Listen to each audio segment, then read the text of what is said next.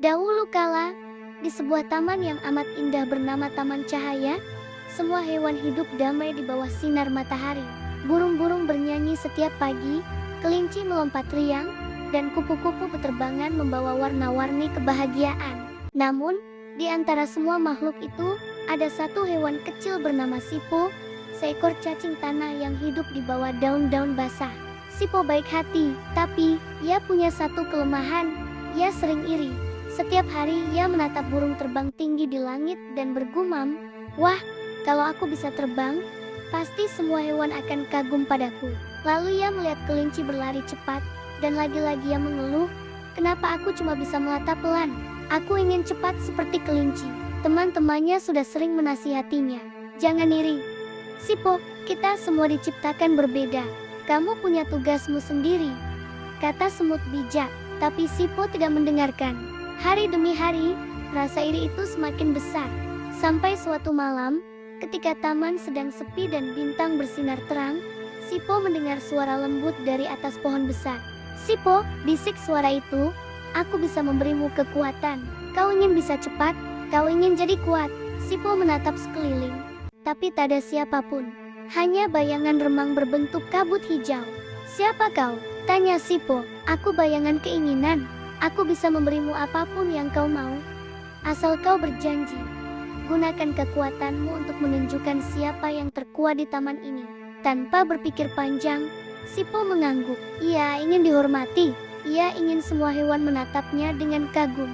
Tiba-tiba, angin berputar, daun-daun beterbangan, dan tubuh Sipo berubah. Kulitnya menjadi berkilau seperti batu giok, matanya menjadi tajam, dan lidahnya terbelah dua. Tubuhnya memanjang dengan gerakan yang cepat dan lentur. Ia terkejut, tapi juga senang. "Wow, aku kuat, aku cepat," katanya. Untuk pertama kalinya, semua hewan memperhatikannya. Tapi bukan karena kagum, melainkan takut. Burung-burung bersembunyi di sarang, kelinci melompat menjauh. "Lihat, Sipo berubah jadi makhluk menakutkan," teriak rusa. Sipo merasa bingung.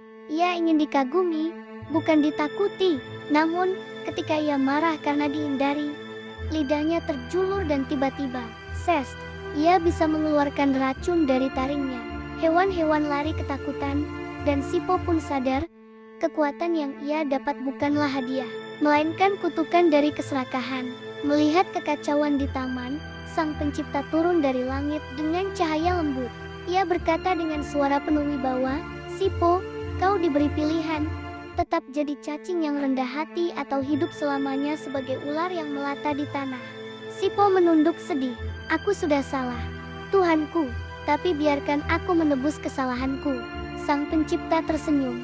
"Baiklah, kau akan tetap menjadi ular, tapi jadilah pengingat bagi semua makhluk bahwa kesombongan dan iri hati membuat kita jatuh rendah."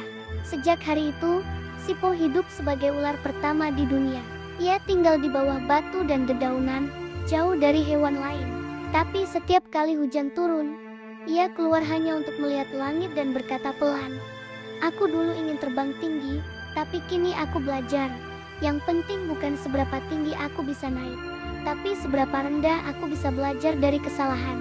Tahun demi tahun berlalu, anak-anak ular pun lahir.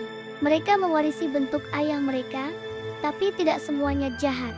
Ada ular yang menjaga hutan, ada yang melindungi sawah dari tikus, dan ada yang hidup damai di bawah pohon.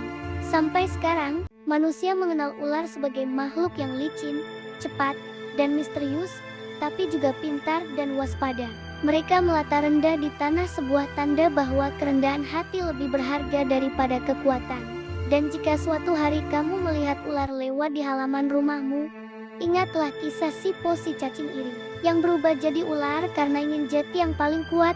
Sebab di dunia ini, setiap makhluk punya keindahannya sendiri.